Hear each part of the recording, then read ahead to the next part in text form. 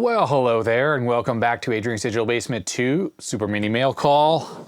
Let's see if I can make this one a little bit faster than the last one.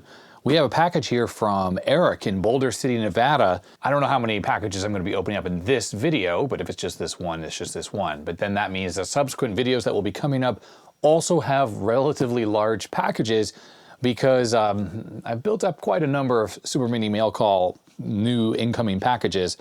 Unfortunately, the really big ones take up a lot of space in the basement here, so I'm going to open up those first so I can kind of get started with whatever's inside of these. And then the smaller ones, well, those can be future combo videos where I open up a whole bunch in one video. This package is relatively heavy, so again, I have it on one of these dollies so I can more easily slide it around. Aha, we have a letter here, and I'm very relieved to find bubble wrap inside and not packing peanuts. All right, why don't we take a look at the letter first? Ah, yes, okay, Eric printed out the email where we were corresponding, which actually, thank you very much, Eric, for that. Just reminds me of what this is. I know what this package is, and I know why it's very heavy. So if you are a retro computer enthusiast and you are aware of what is one of the most heavy things that goes with one of these computers from the early 80s, well, this is one of them. As I remove the packing material, it's kind of obvious what this may well be. This, I think, is the TI-99 PEB, or Peripheral Expansion Box. Possibly one of the densest and heaviest things for these old computers. Oh, let's see, let's get it out of there. Wow, that is ridiculous. Eric did amazing packing. Check this out. He carved out some of the foam there so that the front of the machine, whatever was sticking out here, wouldn't be damaged. And we'll take a look at what that is in a moment. All right, so there it is. This is the Peripheral Expansion Box. I think there's lead inside of this thing because it's so unbelievably heavy. It is absolutely wild.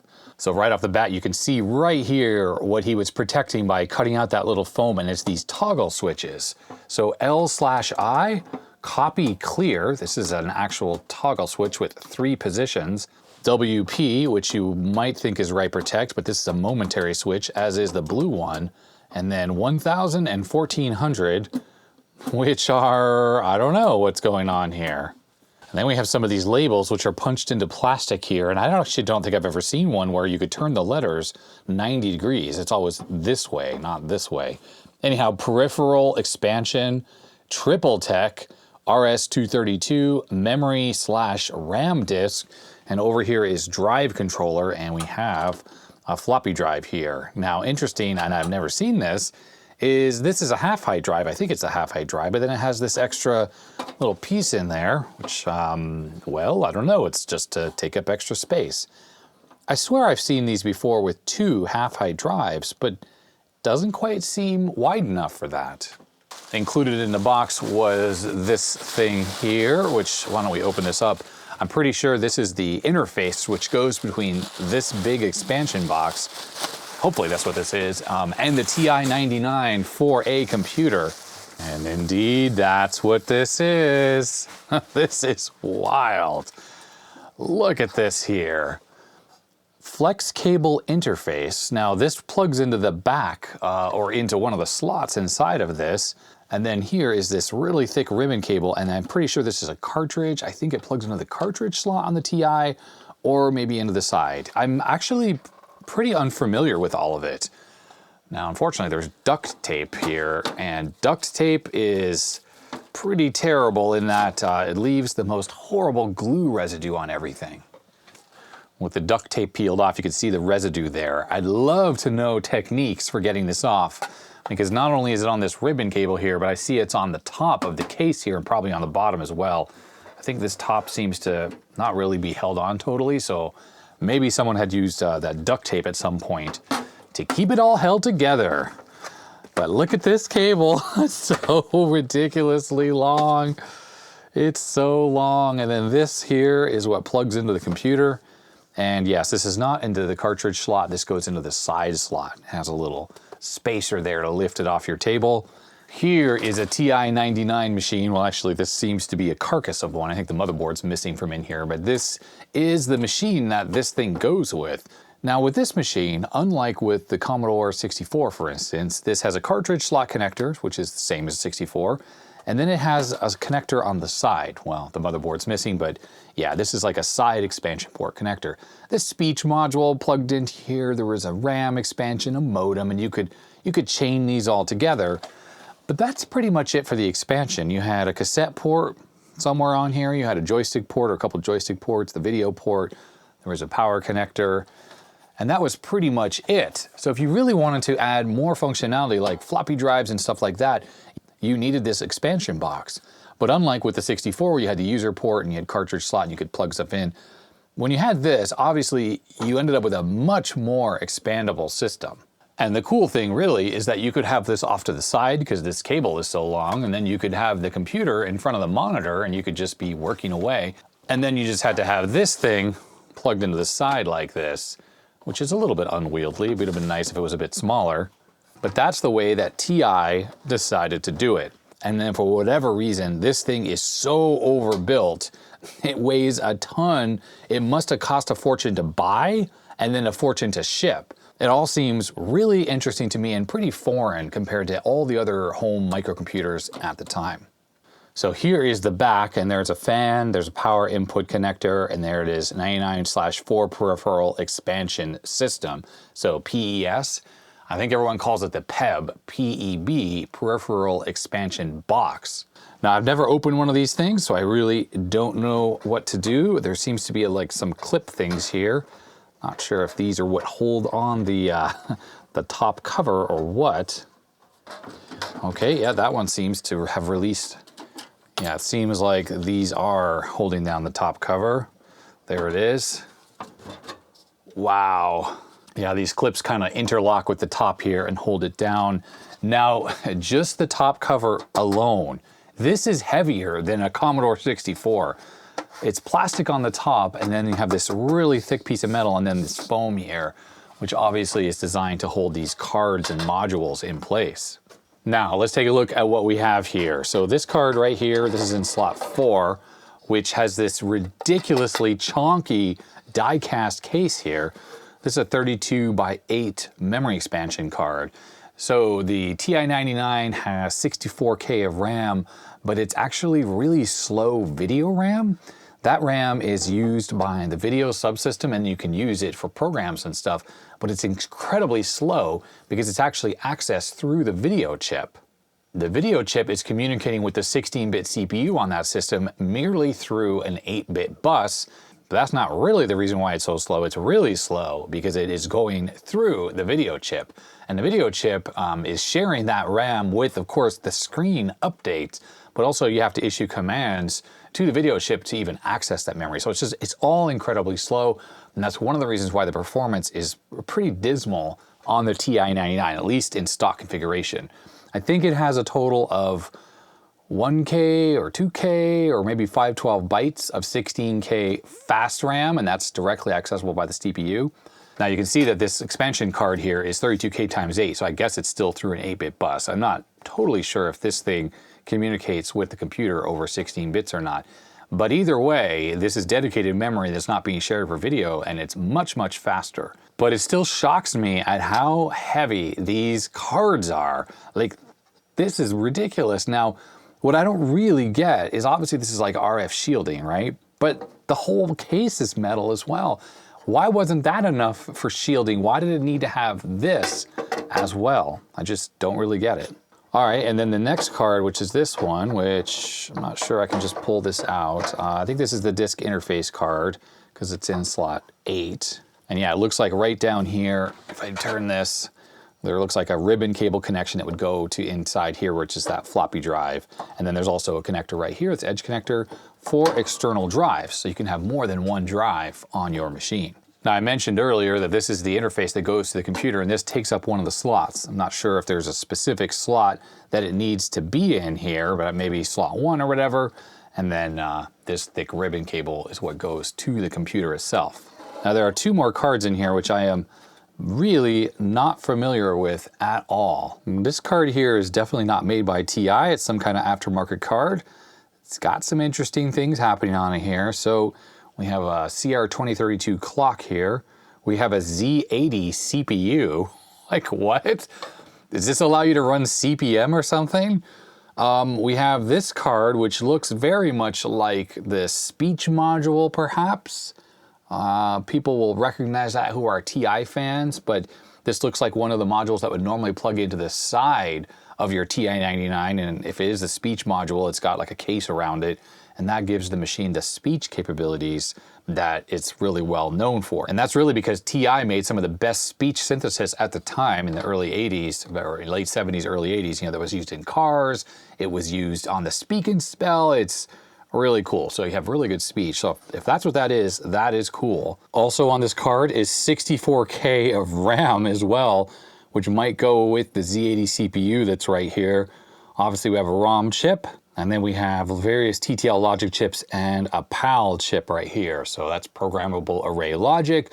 It would simplify a bunch of other TTL logic to shrink the size down. I'm noticing we have buttons for copy and clear, and we also have a printer connection right here. It says printer. And then this one says PIO, this ribbon cable, which goes to this other card here. Now, wasn't there a copy and a clear button on the front? If so, how exactly are those connected to this card? The date codes that I can see on these ICs are from 1986. And there's a label, CorComp Incorporated. All right, and we have another one here, and this one is in a die-cast case. I'm assuming this is an RS-232 connector, or a card that is, and indeed it is. So CorComp Incorporated, there it is, Laguna Hills, California, and it's the RS-232 board. And as you can see, there is actually a serial port there, and that's about it. But it has this cable connection that goes to this other board. Now, PIO, parallel IO, does it use something that's in this card? I don't know, it's all a bit mysterious. There you can see the inside of the PEB, and there are the slots. They are just edge connectors, so obviously this is some kind of backplane, plus it provides power to all the cards and whatnot. All right, I just looked up the Triple Tech card, which is this top one here. And the Triple Tech, as the name implies, is a 3-in-1 card for the TI-99 4A. The card has a real-time clock calendar function, accessible via BASIC or XB through the commands like open and print. The card also has a 64K print buffer, which would be the 64K we had here. And finally, it has a port like the Rave 99 speech adapter that allows you to take the circuit board from your TI speech synthesizer and insert it in a card in your PEB. And that is exactly what I thought was going on there with this card right here. An interesting side note is that this is one of the first cards that ship bare without the clamshell. It says the copy and the reset buttons here allow you to resend what's in the print buffer, effectively creating another copy, and the reset button allows you to reset the print buffer. There's a little section here about how you can relocate these buttons to an external case or something like that, but it seems like this was somehow done internally, but there's no wires that I see anywhere on this thing, so don't really get how that's happening. Someone posted the manual for this particular card, so that's helpful. It's not a great quality scan, but it's better than nothing. One thing is that nothing here mentions the Z80 processor, so I'm assuming that Z80 processor must simply be handling the print buffer functionality, and that's it. Seems like kind of a waste to not use it for running CPM, for instance. I'm just skimming through here, and it gives you some basic instructions on how to set the clock, and you can do it through BASIC with some open and input commands. And that's really it. It's pretty simple stuff actually, but I'm gonna save a copy of this.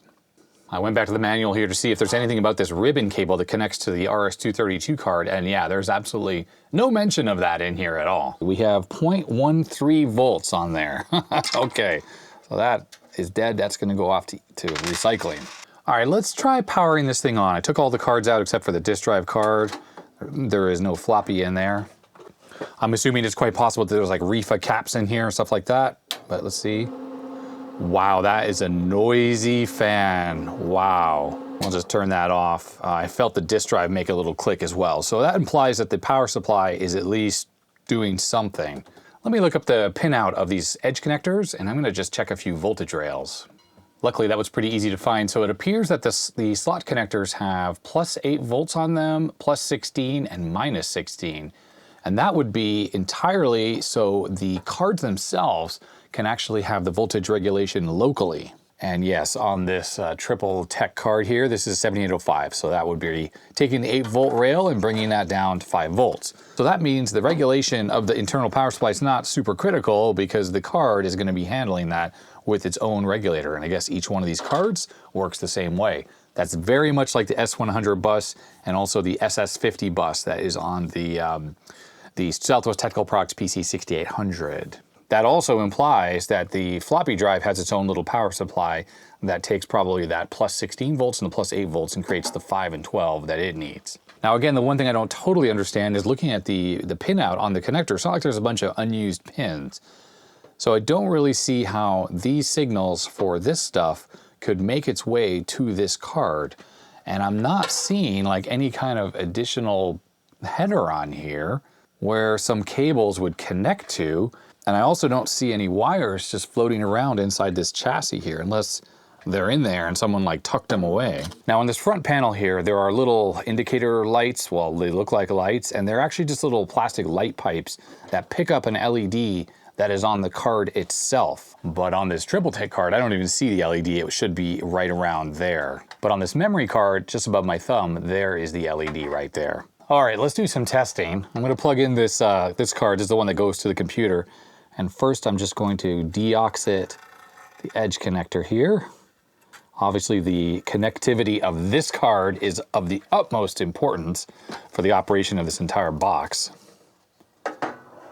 This is going to go into slot 1, which the previous owner wrote Peripheral Expansion on there. Let's see what happens now when we turn this on. Do we get an LED? Well, there is an LED there, and it sounds like the drive is spinning. The RAM card LED blinked briefly as well. Unfortunately, looking at the front, this mark right here is a very deep gouge in the plastic, and I just snipped off a little bit of this label here because it was kind of chewed up as well. But yeah, there's no way I can just buff that out. Probably if I find a little bit of a gray marker or something, I could Sharpie that in. But these little plastic pieces are fixed on here. They're not removable. They have nothing to do with the card that's plugged into the slot behind it. I'm not sure how well the fan noise is coming across, but if you were used to your completely silent little small TI-99 and you got one of these things, that fan, it's very obtrusive and obnoxious. Alrighty, the PEB is connected to an actual working TI-99. This was donated, I wish I wrote the person's name down. I have a mail call sticker on here, so it's a beige one, but it works, missing a couple keys. I have a replacement keyboard to go in here. So yeah, you might notice a bit of a difference here. I've actually taken this original disk drive that was in here out. And the reason why is because I connected this thing up to the computer through the fire hose or whatever that it's called by TI fans. The peripheral interface card is in here. The memory expansion card is in here. Of course, the drive card is in here. And when you turn on the PEB and then you turn on the computer, you actually get an activity LED right here on the peripheral card. And if I turn this off, it goes out. If I turn the computer back on, it comes on, and then I notice that the disk controller one blinks. And I read the manual for the PEB, and that's basically the way it should be working. Now, if we drop into basic here, one of the issues is, of course, I don't have any cartridges that use disks. I don't have any disks, so I need to try to figure out how to use the disk drive, because I just want to test to make sure that the disk drive part of this is working at the minimum. Well, I went reading online to try to figure out how to use this thing without any special cartridges, like that's with the built-in basic. And there is actually one command which you can use to load and save basic programs from floppy. I'll just put in a simple program, 10 print, and I'm gonna type save, and you write DSK1, and I know you can't see what I'm doing because of course I'm not capturing this video, and you type in a file name like Adrian, and let's take the disk that's out of there out, and we hit enter, and there the light comes on. So with this disk drive, the original one that was in there, it was doing that. The LED would come on as if it was accessing the disk, and that was both for the load command, which is actually old with this version of BASIC, and the save command. Both of those would cause the light to turn on. Problem is, I don't have any floppy disks. And I was looking around to try to find like a blank disk image I could put onto a disk, and I just had no luck whatsoever. After a whole bunch of searching, I found an archive, a zip file, filled with TI-99 disk images.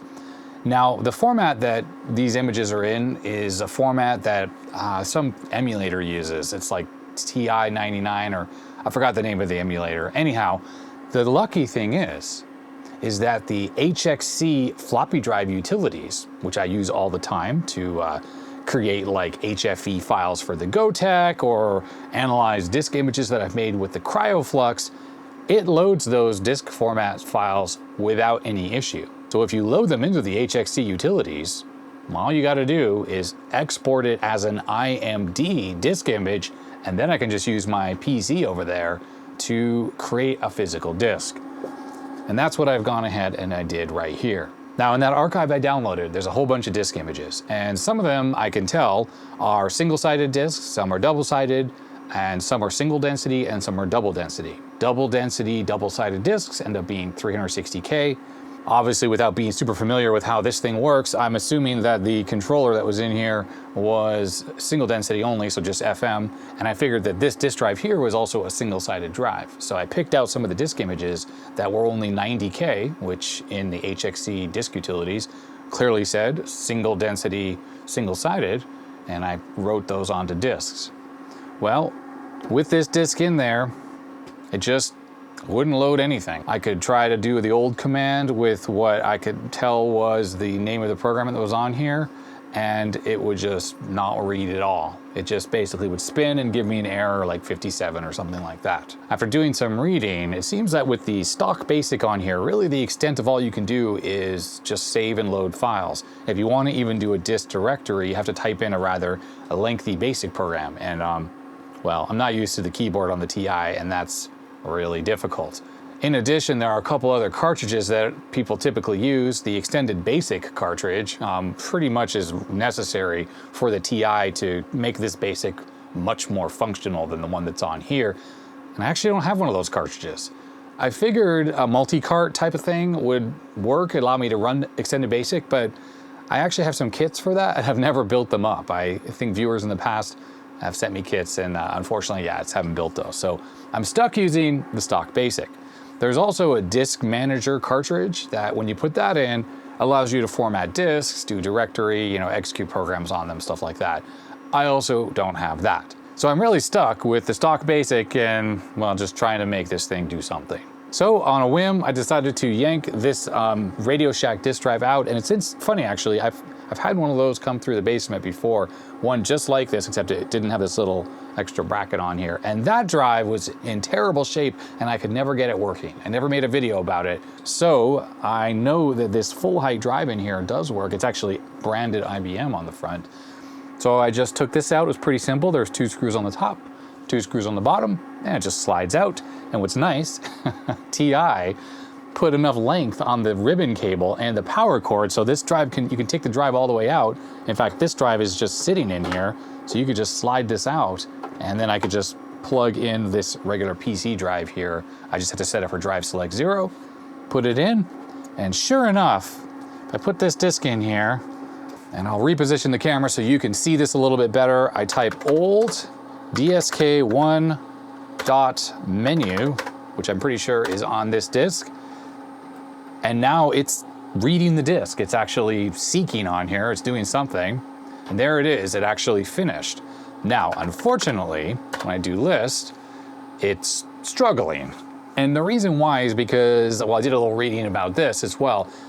If you load a basic program that is written for extended basic, which is the cartridge basic on this thing, then it won't give an error while it's loading. You won't get an IO error, but you'll get this corrupted directory listing. And if I do break out of this and I try to run it, that does not work. You need the extended basic for this to work. This disk, it looked like, because I was looking at the track analyzer, it appeared to have a bunch of different games on there. And there's like a menu that's the main program to start up. So anyhow, what this proves though, is that this disk drive is not working, which I might be able to fix because I could just use a PC to do some cleaning and stuff on there. Maybe that'll work. But obviously swapping it with a known good drive, the disk interface on the PEB is working, as is the main interface card that goes over to the computer. So that's pretty sweet. Like, that's the two main components of the PEB. Now we have a 32K card in here, and I have no idea how to get that working, not without running some of these programs. I know there are like disc games and stuff that would absolutely use this memory card and, well, require it actually. But unfortunately, there's just no way for me to run it without the extended basic or the disk manager cartridge. I'm assuming that if this card were to work, the light would turn on, and definitely when the disk drive is accessing, the light comes on for the disk controller, and then this one blinks kind of off and on, or gets dimmer and brighter, which according to the manual for the PEB, which I read, is normal. Now, of course, what that leaves me with is this RS-232 card here, which I also have, well, no way to test it because I can't run any of the software that needs it because I need extended basic. And then we have this card, the Triple Tech, with its Z80 processor and 64K of RAM that's basically wasted for a print buffer, which is pretty hilarious actually. If you could just imagine running CPM on this computer through this CPU and RAM, like, the amount of software that you would have available to you would be dramatically increased. Like WordStar, I don't think there's a WordStar that runs on the TI, but with CPM, well, that would work, wouldn't it? Anyhow, this allows for the real-time clock. It allows for the speech synthesis while the PEB is connected, which is pretty cool. I'm assuming the audio for this is fed back through the cable all the way into the computer and then out the audio port. And then we have, of course, the parallel port with the print buffer, which uses the aforementioned Z80 and all that stuff. So I think what I need to do is probably end this video here. Now that we know the PEB is mostly working, I'm pretty excited about that. I need to get my hands on the extended basic cartridge or the disk manager cartridge, or probably both. And most likely I just need to build one of those multi-carts, which I have the final GROM or final ROM. I think I have a final ROM, which is not as, doesn't support as many things as the final GROM with a G. But I'll just use the ROM one, which I hopefully can load that basic cartridge, and then I'll be able to use this PEB. What I'm saying in a very long-winded way is that this video was just sort of a quick test of this thing, and I'm gonna have to make a future video, it'll probably be on the main channel, where I get that multi-ROM cartridge working so I can get extended basic, and then I can really put this thing and the TI-99 through its paces. This thing definitely takes a pretty mundane computer, which is what this TI-99 is, and turns it into a machine that is quite capable, has a lot of capabilities and expansion and all this other neat stuff. So it's neat that I finally got one of these things, I gotta say. And I totally love the fact that it's got these labels all over it and these toggle switches on the front. Oh yeah, that reminds me. If anyone knows how these toggle switches might be connected, please let me know. In fact, probably what I'll do in that follow-up video is take this thing apart further so I can actually look at how these toggle switches are connected inside of the power supply section here. Not to mention I should probably look for any like refa caps or any other potential issues, but I should look to see if these are even hooked up to anything anymore, because maybe the wires are just gone. And if they are not, then maybe we need to figure out how to hook them up to this. So if anyone has any info about that, definitely let me know in the description below. I am just remembering right now as well that I think I have a couple other cards for the PEB that were sent in previously by a viewer. So I'm gonna go find those. I'll be right back with a jump cut. I just looked for a few minutes and that was an unsuccessful search. It's in a box that's TI-99 parts, and it's up in my crawl space here. I sort of put it out of the way to make some space down in the basement. I'm always shuffling things around. That's kind of how it goes. Anyhow, I'll be able to find that stuff. I just do a little more looking.